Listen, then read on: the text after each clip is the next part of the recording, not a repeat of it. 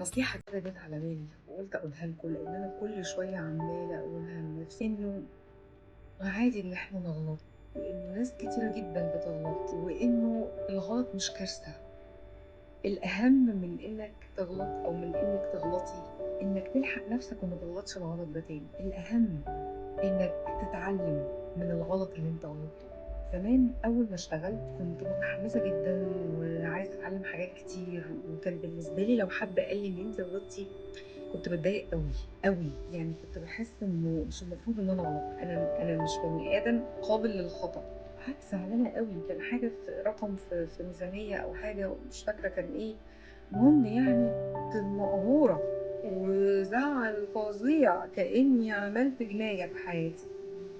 حد من زمايلي الناس الجوال الحلوين اللي أكبر مني وأكتر خبرة في الحياة وفي الدنيا وراجل محترم قوي جه جنبي كده وقال لي على فكرة مش مهم انك انت غلطتي، اوعي تزعلي ان انت غلطتي. انا بصيت له كده ازاي اوعى ازعل، يعني ازاي، يعني ايه؟ قال لي المهم انك ما تكرريش الغلط ده تاني وانك تتعلمي منه. بصيت له كده بجد، هو مش كارثة ان انا غلطت؟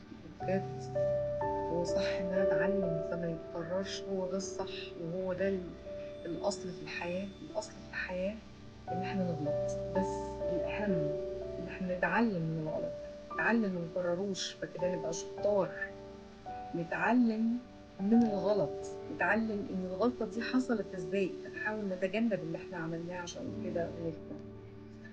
فما تأنبوش نفسكوا قوي، حاولوا تتعلموا، والدنيا ما بتخلصش، مفيش حد كامل. طول ما انت عايش بتغلط فبتتعلم، انت بتتعلم ببلاش. عمركم سمعتوا الكلمة دي؟ انت ما بتتعلمش ببلاش، انت بتتعلم عشان دفعت ثمن اللي انت اتعلمته، دفعت ثمنه من خطأ انت اخطأته، من مشكلة وقعت فيها، من حاجة حصلت لك. الغلط بيعلم، الغلط بيوديني للصح، الغلط بيقويني، بيوقفني على رجلي اكتر. اذا الفيديو عجبكم اعملوا لايك وشير كومنت واشتركوا في قناتي. انا طنطي.